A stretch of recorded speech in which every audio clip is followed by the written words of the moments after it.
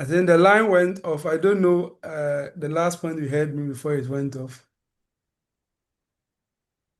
Or did it just go off? Yes, sir. You just mentioned of principle of let's say contracts. We need to know the basic principles. Oh, That was right. where was the Okay. last. Okay. All right. Thank you. Good. Yes. Yeah. So the bottom line is that in terms of the depth of knowledge, we know that you are not a walking encyclopedia of the law. That is true. But if you have learned your LLB and you have actually earned it, and nobody dash it to you, but you earn it by getting even like the minimum of scores, then you must be able to demonstrate understanding of the core principles, the key principles. So that one is the first thing.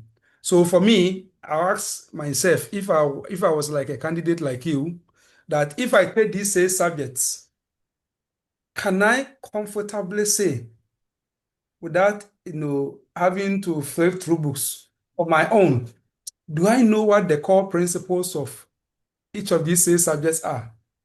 Do I understand them? Can I speak to them, to another person about them, about those core principles? If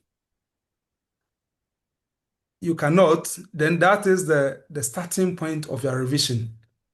You must understand the basic things.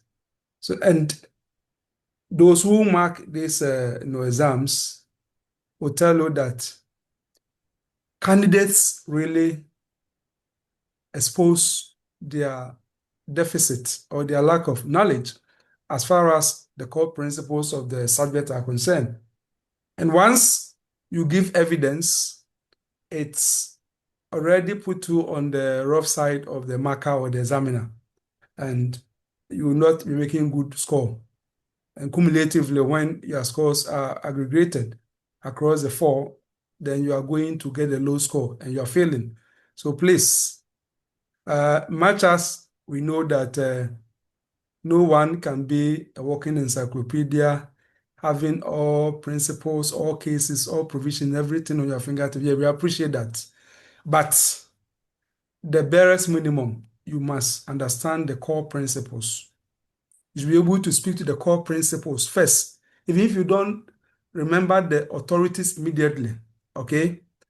You should be able to speak to the requirements of a valid contract. You should be able to speak to uh, how the law, for example, deals with exclusion or exemption clauses. You should be able to talk about, let's say, the requirements for occupiers' liability in tort. Even if you don't remember like the cases, okay? If you don't remember the cases like right away, you must have understanding of the core principles. So please, that is the first thing. And that means that you should have the ability to define concepts. You know, these subject areas, they've got like the key or basic concepts. You should be able to define them, and you should be able to state like the rules and also explain them with clarity. That is very important. So you should be able to tell us what is the proposition of the law in this particular subject area. And then what does it mean? You should be able to demonstrate that with the requisite clarity.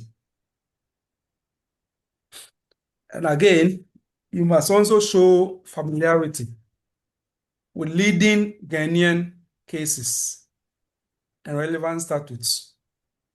Of course, where Ghanaian cases are not enough or are lacking, we fall on foreign cases, especially English no cases.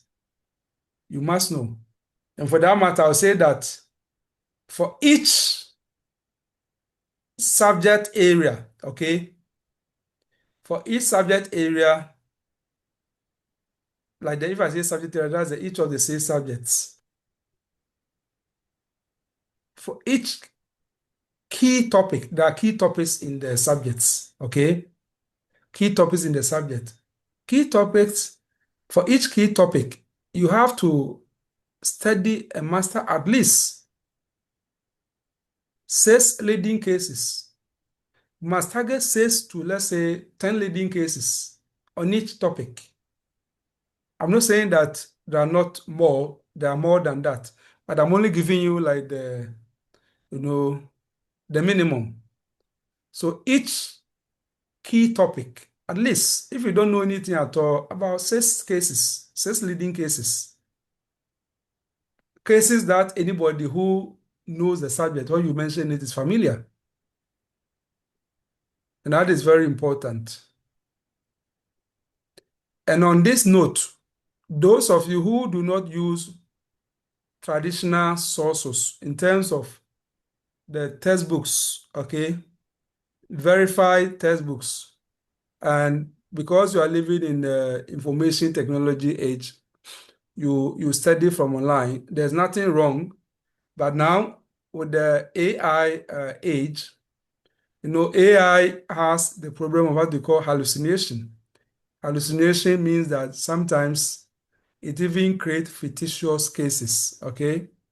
Cases which are not true, but how it will be presented when you don't know the subject, you'll be deceived to think that the AI or the particular database or whatever you are using online has given you a proper authority, and it may be fictitious or non-existent.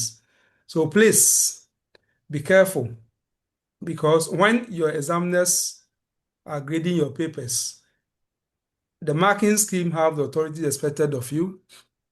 If you write authority which is not familiar to the examiner, mind you, just as you have access to smartphones, your examiners also have access to smartphone.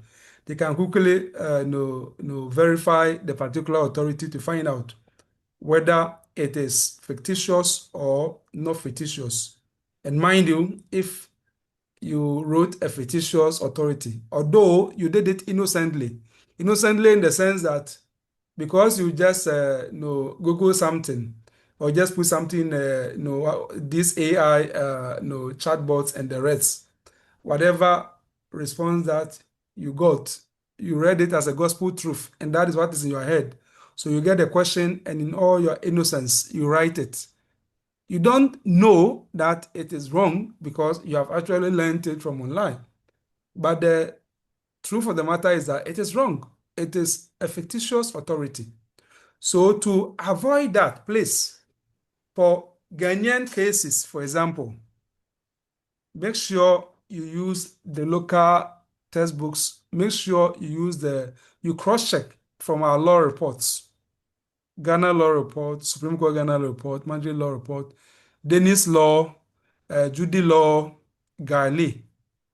And again, when you go to Garley to, let me give you this warning. Those who are in charge of Garley, of course, for them, what they are doing is just to give the public access to decisions by the courts in Ghana.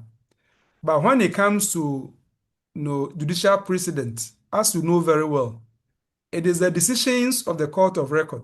The Court of Records start from the Superior Courts of Judicature, the High Court, the Court of Appeal, and the Supreme Court. It is the decisions of these courts which serve as a precedent. But if you go to Gali, they put even district court decisions, circuit court decisions. Of course, as I said, to let the public get access to the decision, not only for judicial precedent purposes. So when you are learning and you just Google something, maybe a case may come up and then it takes you to Gali. When you go, please check the court, the heading of the case, and see the court. If it is a district court or the circuit court, then you know that for purposes of legal education, you cannot cite that. You cannot cite a decision of the circuit court or the district court for judicial precedent. Decisions of district court and circuit court are only useful when you are dealing with maybe res judicata in particular cases. Okay, so let's take note of that.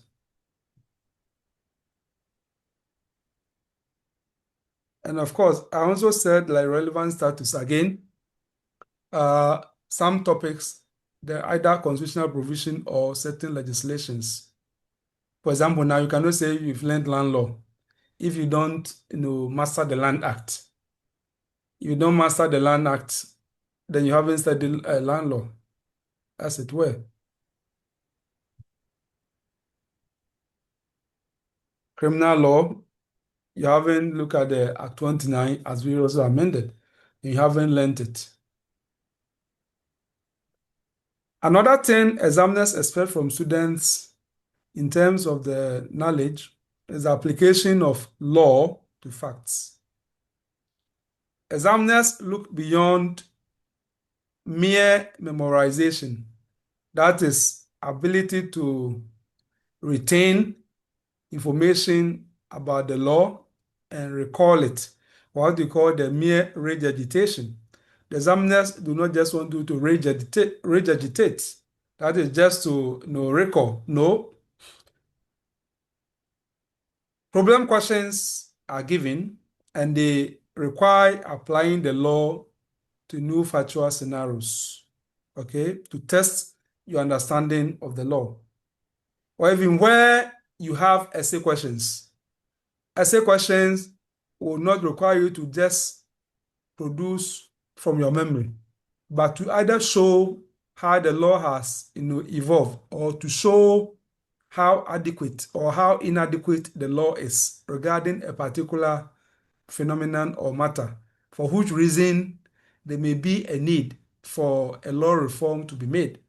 So you see that even in essay question, it's not just asking you to just reproduce from rote memory, whatever you know. But then, and that is where we, examiners get problem with some candidates.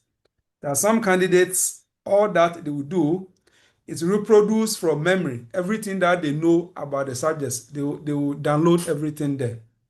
Now, when you do that, yes, you have shown information, you've shown evidence that you have the, knowledge of the information aspect of the law. But we need to process the information of the law to reason, on specific issues or scenarios. And you're supposed to do that. That is part of the critical thinking, which education is supposed to produce for you. Otherwise, we become like a dummy robot, as it were. So, answers should not merely recite the law, but analyze and reason. So, how do you analyze and reason? You must identify the legal issues. If you are given a problem-based question, that is very important. What are the key issues, the key questions? State applicable principles, the cases and status, and then apply them to the facts and conclude with a reasoned opinion. Now, for problem-based question, you must be careful about following this because in a marking scheme, the marks are often broken down like how mathematics is mark. Each step, if for example, you are supposed to identify issues, marks will be allocated for identification of issues. Marks will be allocated for statement of the relevant principles and application to facts and conclude. So you don't have to ignore being systematic.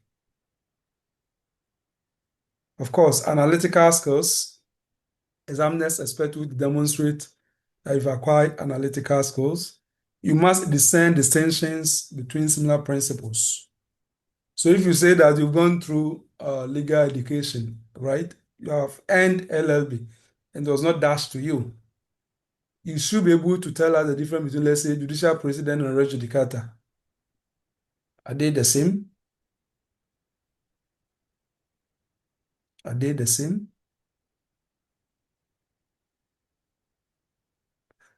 I mean, some principles, they look similar, but are they the same? So you should show appreciation of the distinction. And that is part of the analytical skills. And you should also be able to recognize and resolve conflicting authorities. There are some areas of the law, for example, constitutional law, when it comes to, let's say that Article 2, that any person can take up a matter to the Supreme Court and seek a declaration that something is constitutional or unconstitutional. For example, there have been a debate. The person, is it just a natural person or it also include a juristic person? Is it only a Ghanaian or a non-Ghanaian? So let's say the line of authorities until later on there was some kind of a resolution. So there may be some areas of the law where there is that conflicting authorities, and you should be able to demonstrate appreciation of those conflicting authorities. And again, you should be able to argue both sides before concluding. There are some, for example, problem-based question. If you are asked to advising the party does not mean that you are to look at only one side of the coin. You have to look at both sides of the coin before you're able to advise the person that, yes, this particular matter, you have a sustainable course of action or you do not. So these are some of the things that I want us to pay attention to. Again, your examiners expect you to do clear legal writing. Your answers should be logically structured. And here, let me say that uh, every answer must have no introduction. If it's a essay, you have introduction. If it's a problem-based question, you still have introduction. In the problem-based question, stating the issue and then the legal framework, that will be part of the introduction. The main body, the analysis, we take like each of the issues, and I do the analysis, the law application to the facts, during the conclusions, and so on. So that will be it. And then, of course, we have the overall conclusion. So if it's a problem-based question, what is your overall conclusion? If it's an essay, what is your conclusion of the whole matter? And then let's say if it's an essay, the conclusion always have to reflect back on the question to answer the question. So let's keep that in mind. But then let me say that you must avoid long, irrelevant introduction or pardon, or what I call waffling, right? You must, students, sometimes you take some student scripts, right? And you get so angry. They'll use about 3 pages introducing what they are going to do. I'm going to do this, I'm going to do that, I'm going to do that, this will be done, this will be done. Now, after 3 pages, then you'll be left with only 1 page. And then the remaining page is the rare answer. And then it's like you have been shortchanged or deceived because the person has used 3 pages, giving you a roadmap of what he is going to do. And yet, there's no show. He gives you just only a few lines. So please, introductions are important, but doesn't mean that you should spend a whole lot of things giving unnecessary or irrelevant stuff. Please go straight to the point. Go straight to the point. If it's an essay, go straight to the point. Because introduction is supposed to tell us usually other definitional issues, telling us the heart of what you are speaking to, as it were. If it's an essay. If it's a problem-based question, introduction, direct, you tell us the areas of law, the issues, and then right away we take the issues one after the other, the rest of the work. For each of them, we say the principles. You do the application and the analysis. You do a conclusion thereon. You move on to next issues. And then when you are done with all this, you draw your bigger conclusion. Assuming if you ask to advise the parties, so having done all that, what advice are you giving to the parties? So please avoid lengthy, irrelevant waffling and padding introduction. They don't actually help you. They waste your time. They take your precious time.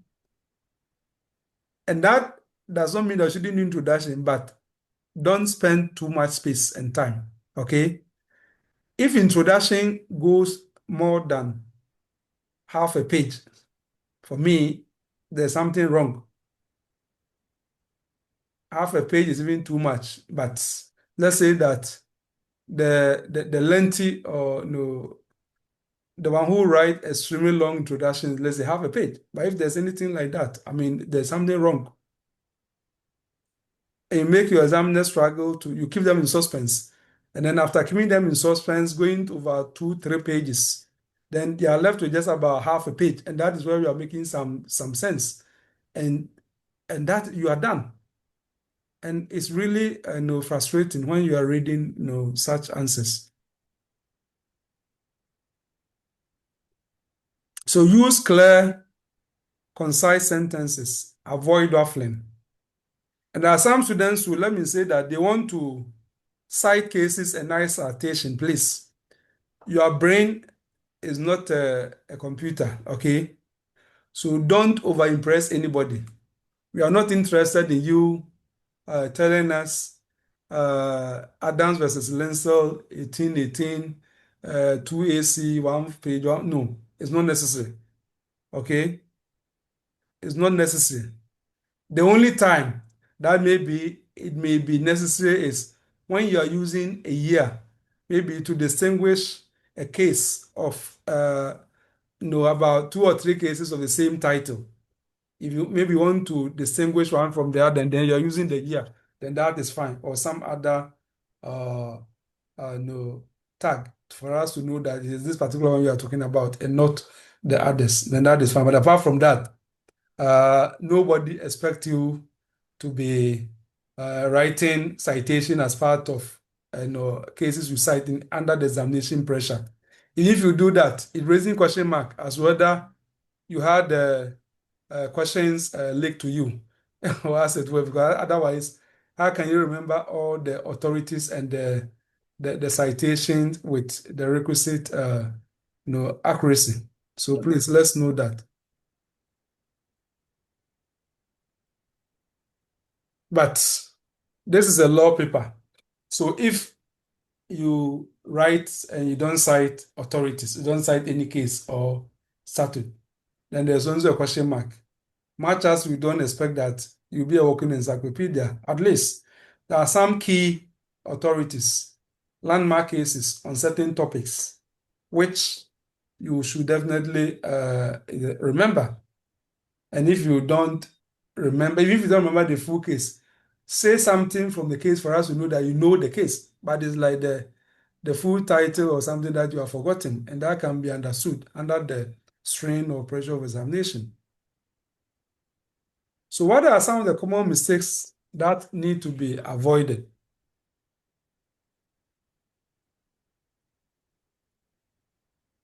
So we've talked about them, but for sake of emphasis, repeat them. Avoid irrelevant bookish introduction that do not address the question. So if you are putting anything in your introduction, ask yourself, is it contributing towards responding to the question in a sensible way? If the answer is no, you are doing Joe in prayer and nobody really cares about that. Please avoid being bookish. Then failure to cite cases or statute to back legal principles. No matter how porous your memory is, right? Like you are not able to remember things no matter what. When it comes to law, there are certain landmark or certain key cases for certain topics in the various subject areas. If you have really studied the subject, you should be able to remember them. And as I said, if you can't remember, let's say, the full title, if you can't remember, let's say, the full title, let's say, Eli Plim Avemaba was the Attorney General, and then after Tuaya Boa was the Attorney General, and then I started video two and consult like such a lengthy title. I'm talking about the Muntie 3 case of the Supreme Court. If you cannot remember all, and if you can just say that in the Muntie 3 decision of the Supreme Court, at least you're giving us some reasonable link to the case. And if the rest of the things you're saying about the case are true, your examiners, if you do not give you the full mark, they'll give you something reasonable for that because what you have said is true. So that is something that you should also pay attention to. Then poor time management, spending too long on one question and neglecting others. So you get students who go to town, okay, because he probably targeted, let's say that a particular question, and that question has come. He or she decides to use half of the time meant for answering 4 questions. So use time which is meant for answering, let's say, 2 out of the 4 questions. You use that time to answer 1 question, forgetting that this being a law paper and your response is supposed to be qualitative response and not quantitative response, regardless of the quality and the merit, you will never get 24 over 25. Never. Extreme case, you get, let's say, 23 over what? What, 25? So assuming you have used, is it the 3 hours or what is the duration of the paper? 3 hours. How many hours? It's 3 hours, my lord. 3 hours. Okay, good. So you have 3 hours. So that is to say that if we break it down, roughly, is it about 40 minutes or 45 minutes? About how many minutes for a question? So yes, among students. So 3 hours, three times 60, that's about what? Is it 180? 180 divided by 4. What is it? 45. 45 minutes. Okay, 45, thank you. yeah. Good. So let's say that 45 minutes for a question, but that's in principle. In practice, it should be 40 minutes for a question. The reason being that you have used 5 minutes trying to plan your answer, jot down the points and the relevant authorities so that when you start developing your answer, you'll be able to flow without pausing to remember something and then some which ought to have been brought in the introduction. Then when you get to the conclusion, that's how you're writing your conclusion. And you say that it is also necessary to remember that even at the very beginning, we should have stated that this and this and this. No. If you have done proper planning, using, let's say, maximum of 5 minutes to plan your answer to the question, or if you not even use 5 minutes to plan the answer because you also use part of the time to read the whole questions and then make your selection. You need to make a decision as to which of the four out of the 6 are you going to do. Yeah. So therefore, effectively, you have just about 40 minutes, right? Maximum 40 minutes to develop an answer. So if you have spent 1 hour, 20 minutes on one question, just because that question, you think you are an authority and you know everything about it, we cannot give you more than what the marking system should be given. The maximum mark is 25. And as I said, if you are lucky, you get, let's say, 24 over 25. But that one alone will not let you pass. So you also get situation where, for example, there was a particular exams, right? There was particular exams some time ago we look at, and you get a student, scoring, let's say, over 25. You get a student scoring, let's say that 23 over 25. they are supposed to do 4 questions. And you go to some other questions, a student who got 20 over 25 will be getting 6 over 25 in other questions. So if you get, let's say that you begin to get low in the other questions, if you put them together, assuming the pass mark is 50, there's no way that you are going to pass, despite the fact that you scored really high in one particular question. So you have to manage your time well. And especially those who have written this law school exams, entrance exams before, and then you go and you write very well, you come out, you are very satisfied, yet the results will come and you haven't made it. It may well be that you didn't manage your time well, and you probably spend more time on one particular question than the rest. So let us take note of that.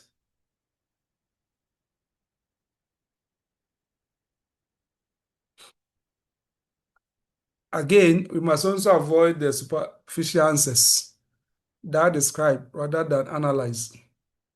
At this stage, you are not likely to be given essay questions which are descriptive. It requires you to do some thinking.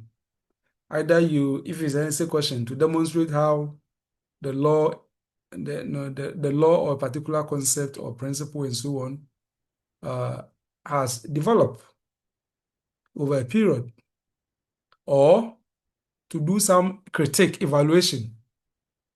What problem was the particular law or principle supposed to address? Has it succeeded in addressing it? From what we know from the case law, from what we know from academic commentaries and other observations, if it has not served it well, what could be some of the reasons, and what may be the necessary panacea or solution which may be fashioned? And you are talking about reform. So here you notice that it's not just being descriptive, but you are supposed to be analytical, critical. Again, you get a student who will write act as act. Look at that. When you are reading answers, if you see somebody trying to write, let's say that the criminal act, 1960 Act 20, no, 1960 Act 29, then the act, you write it like a small ACT. And it's not once. You read his or her answers, and it's this spelling which is running through. Now that is really problematic, because you've gone through 3 years or 4 years of legal education.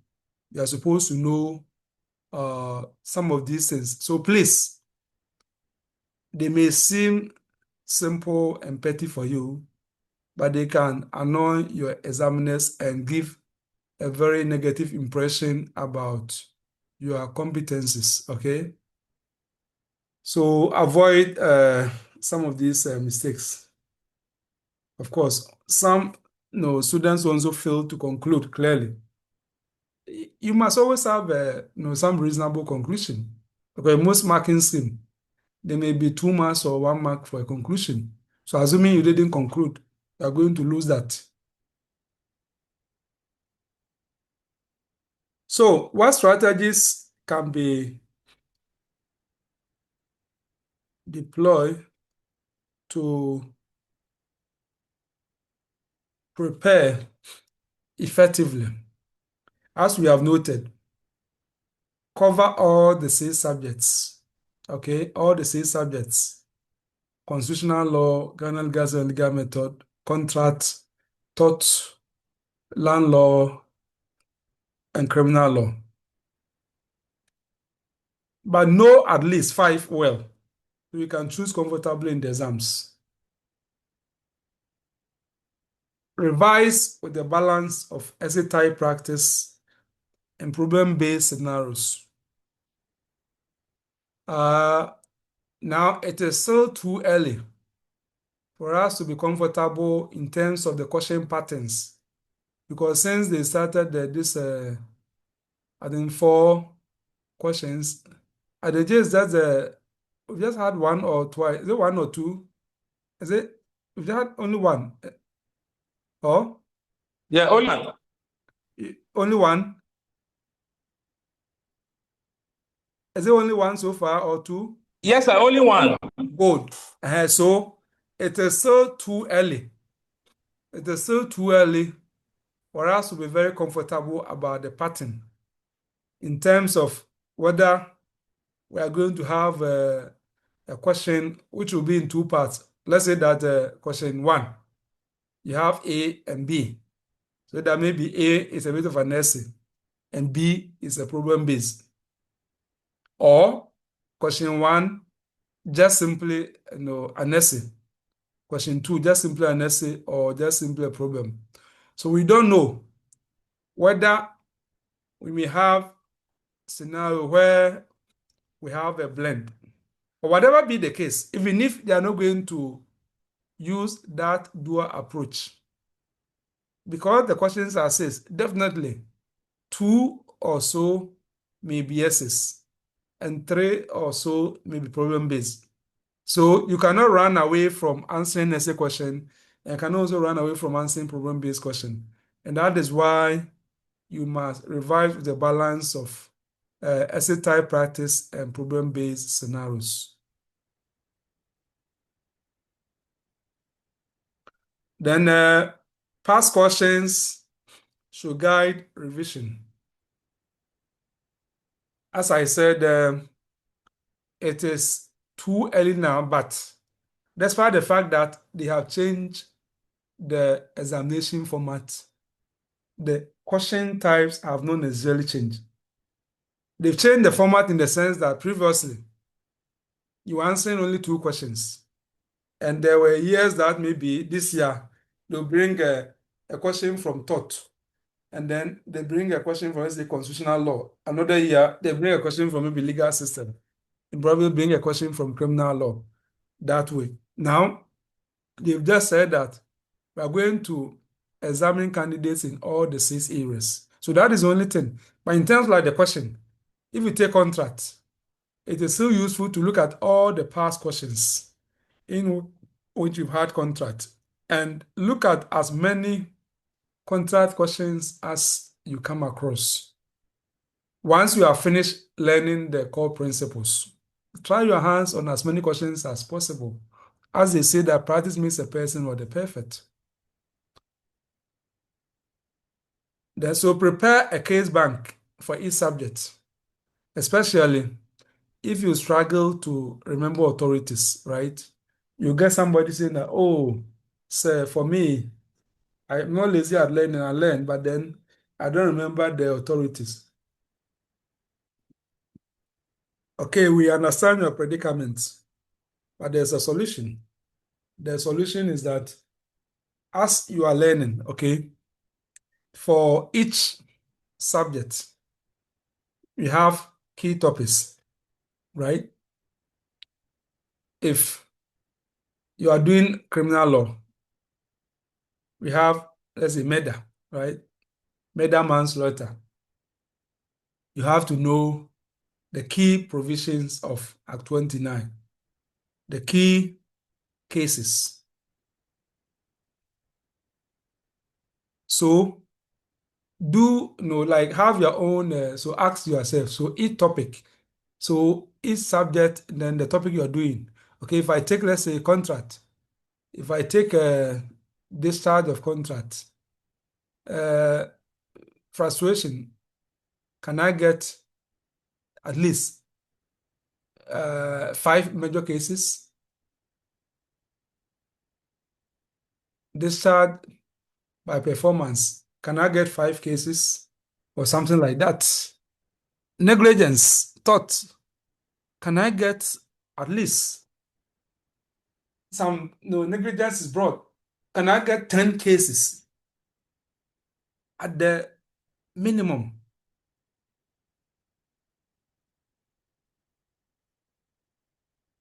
So as you say, practice within time limits. You have to also practice, as the question, sometimes you time yourself and then you practice it. So I said we are going to do 30 sessions. So I will walk you through them. So session 1 and 2, we will be answering, you try and answer question. Actually, my style is going to be more of doing a brief recap and then discussing questions and then answers as we move on. So this is what I intended to do. That maybe we concentrate on, let's say, constitutional law. We do a couple of sessions on them, and then we know that we put that aside. We take a contract, we do a couple of questions on them, and then we put them aside. And then torts and criminal law, land law, and then general, Ghana legal system. Somebody is asking if there's a book for sale. There are a lot of the same. You don't need, you see, let me tell you something. Don't waste your money. You don't need anybody to uh, sell any special material to you. These six subjects, haven't you learned them already? So when you were learning them, you didn't have your Ghana legal system and legal method book. Contract, you didn't have your notes and your books. Land law, criminal law, tort, constitutional law. So don't behave as if you are meeting these subjects for the first time. And that is why some students get confused and then they don't do well and probably fail. They behave as if they hear about, oh, Ghana School of Law and Examination is like some big, elephant, some very scary thing. No. Even your LL will be able to pass. And some of you had very good grades. But it's not something beyond you. So don't behave as if these subjects are something new you are going to learn for the first time. No. And that is why, I don't even call my session with you lectures. I call them tutorials in the sense that you are not learning these things for the first time. You know them already. We are only helping you to revise what you know and to direct you how you should study. So when you have that approach, then you'll not be worried about being desperate looking for new materials or whatever, as it were.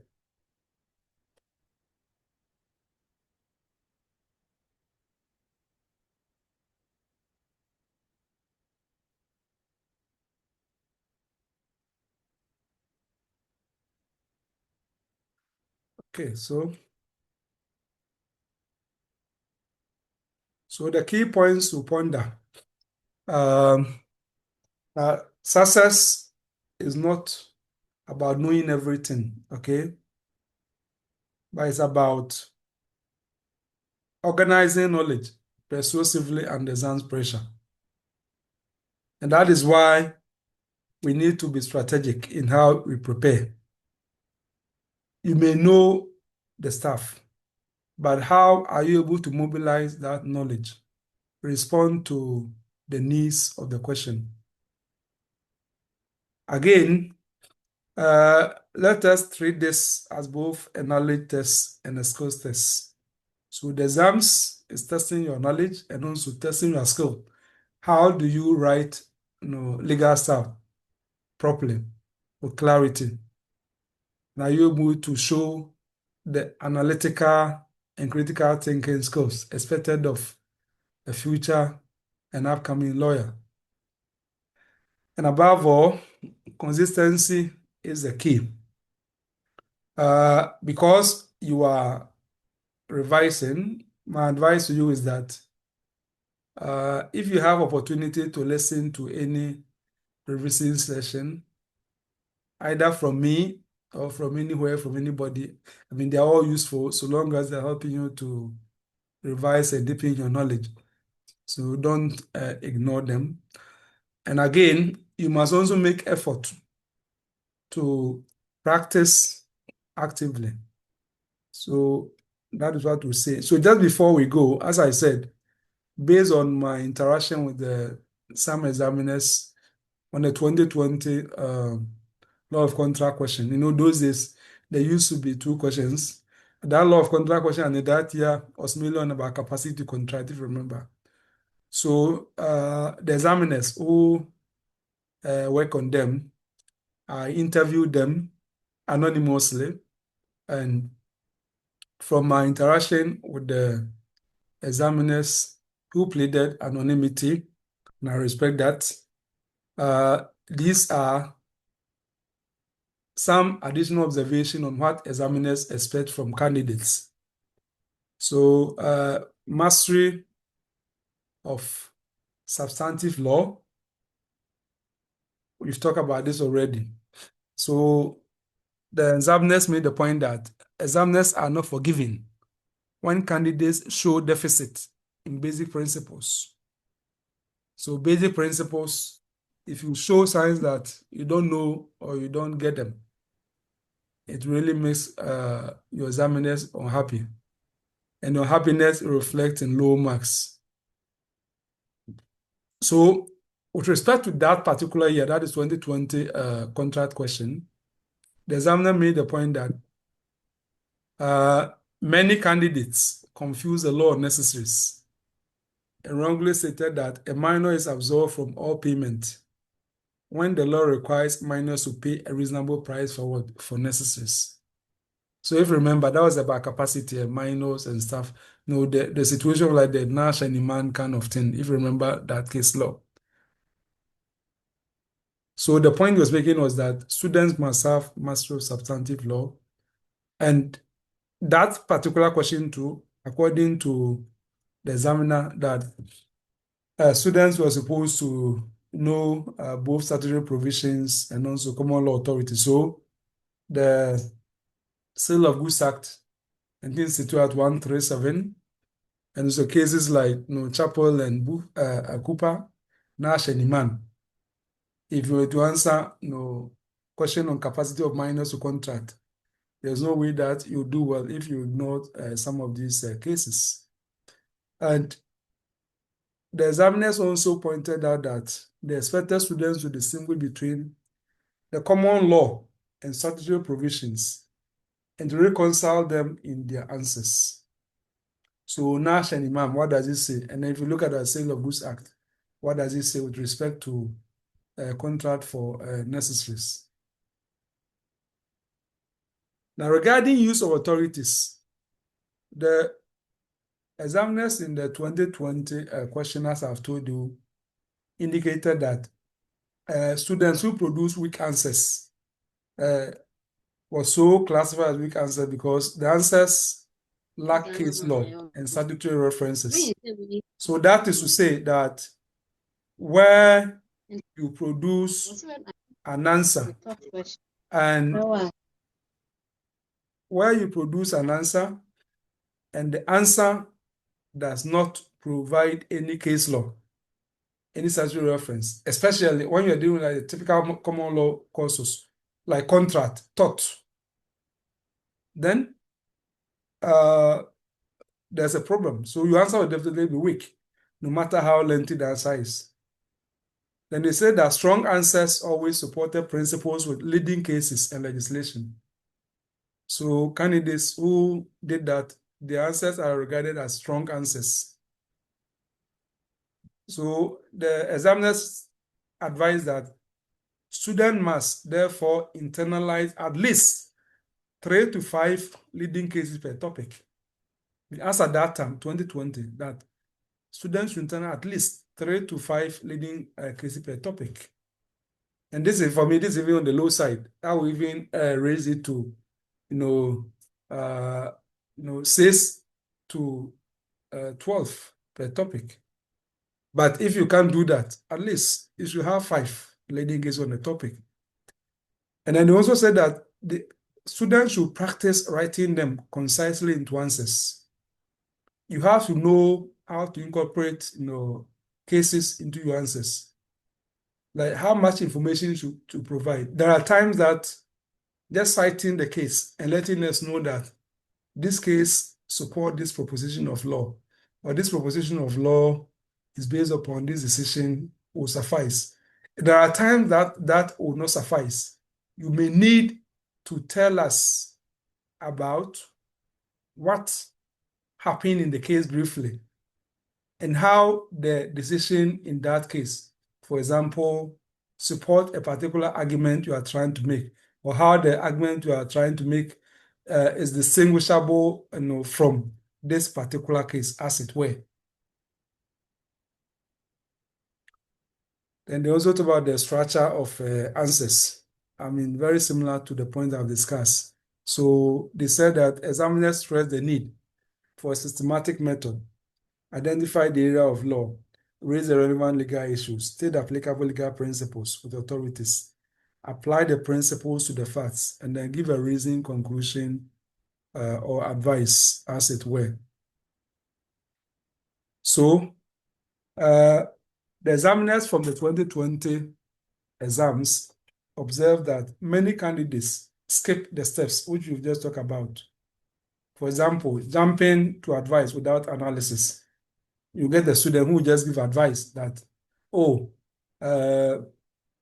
Kwaku or Ajua or Mansa or whatever, Masiu or Penny Jumo, and they will not do any analysis or something like that. They also talk on what we call language and presentation. They said that examiners were disappointed by the poor standard of legal writing, informal language. And let me say that many of you are the so-called Gen Z, okay? And you are so glued to social media communication. And when you have a particular way of writing, right? Some slangs and some shorthands. And some of you, those mannerism of writing have become so ingrained in you that when you are writing even your law papers, you forget and you bring those informal writing style. That is not acceptable, please. Law is always formal. Everything law has a formal tone, okay? Everything law has a formal tone. Law does not joke with formality. It's a serious phenomenon or enterprise. So everything is formal. They also identify weak grammar and spelling. Again, it becomes worrying where your grammar is so bad. So please do something about it. Pay attention to how you write. And also spelling. Spelling, if your answers are riddled with so many spelling mistakes running through all over, that is not a good reflection of your language competency. Then disorganized paragraphs. If you take, when you take examination script and the student has organized the paragraphs well, it makes the marking even enjoyable, because a paragraph is supposed to be devoted to one point, one main idea, isn't it? So if you do that, you enhance coherence, you enhance comprehensibility of what you've written, and then you make it easier for your examiners to actually understand you and form a judgment on your performance with respect to a particular question. Usually, students who don't do well are those who write, in a very disordered fashion, and then examiner will have to spend, 2 times the duration which will be needed to mark a student who is doing well answer on that particular person, and yet that person will not do well because you have to read and read and read in order to make sense of what the student is trying to say. But if you follow some of these basic points, where a paragraph must be devoted to one main idea, a paragraph, there must be a link, so that they should flow into one another seamlessly. Now, they also emphasize that Formal, clear, and precise English is essential in law, as I've just told you. So badly written answer, even if legally sound, loses persuasive force. If the law is correct, but then it's not properly, written, it's not very, convincing enough. So let's pay attention to that. Okay. So the other observation from the examiners relate to analytical and logical reasoning, and they said that many candidates wrote descriptive answers. They narrated principles without connecting them to the facts, as we have indicated. Please.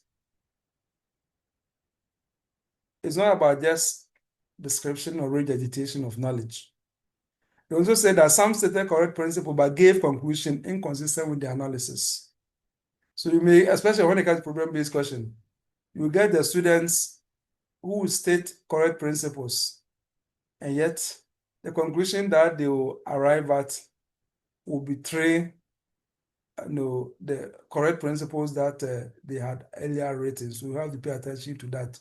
So where you made like a very horrible conclusion, then raise a question mark about your understanding of the principle. It is one thing to know the principle, another thing to demonstrate whether you understand the principle. Your understanding of the principle will become evident where you are able to properly apply the principle to the facts and arrive at a reasonable conclusion, as it were.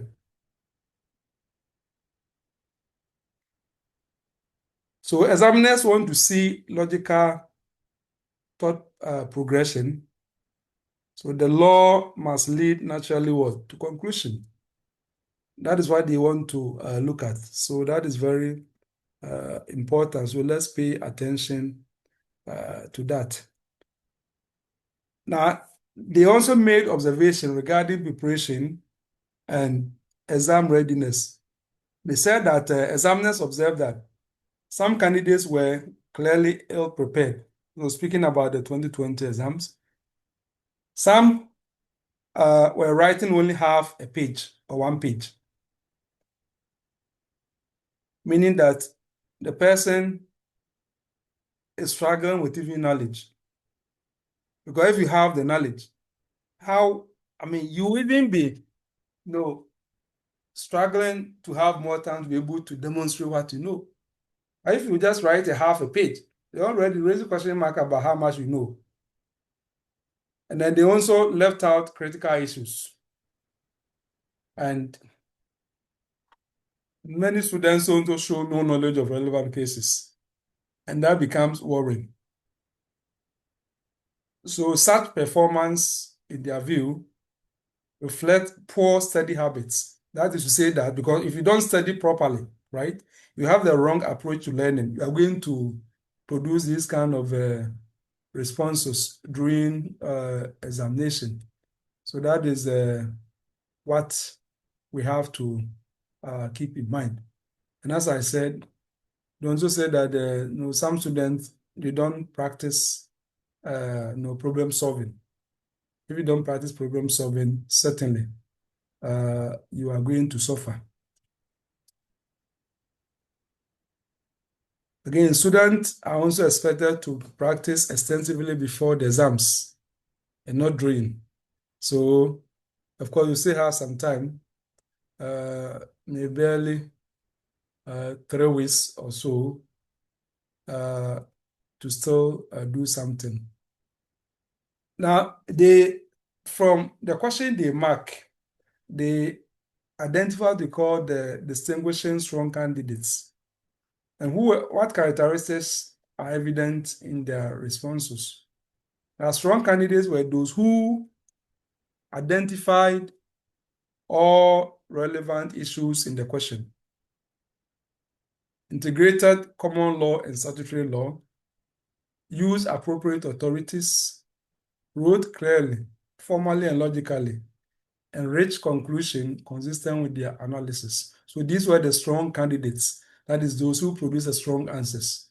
And definitely such answers will be, if it's over 25, such answers will be scoring, let's say that between maybe 19 and 25.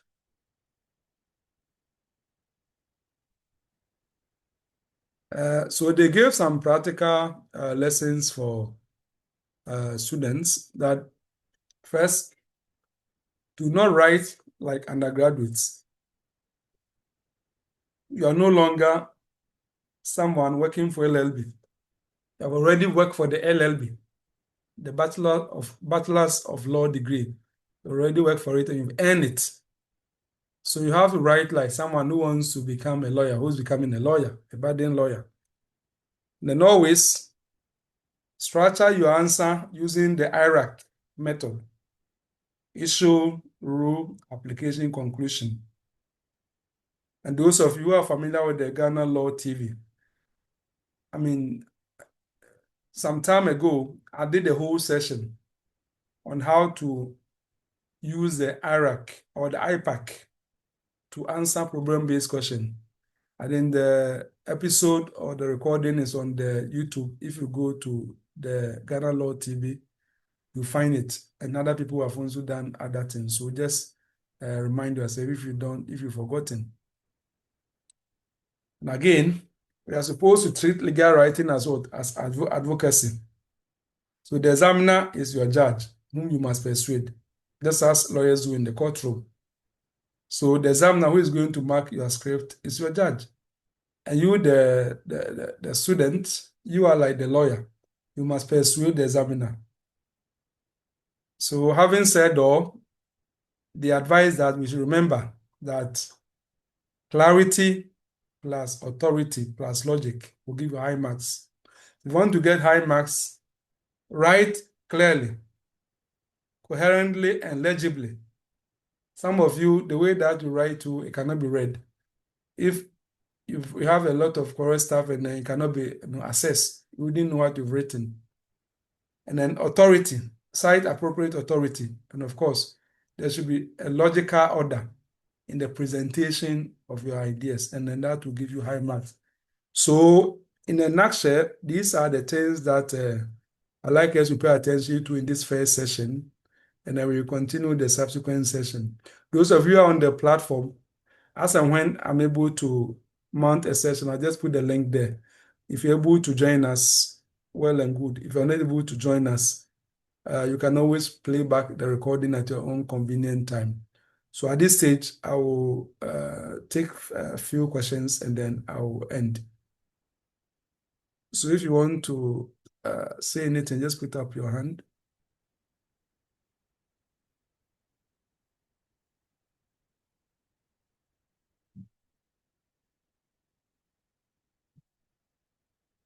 Okay, so there be no hand up. Have a good night and then we shall come back soon.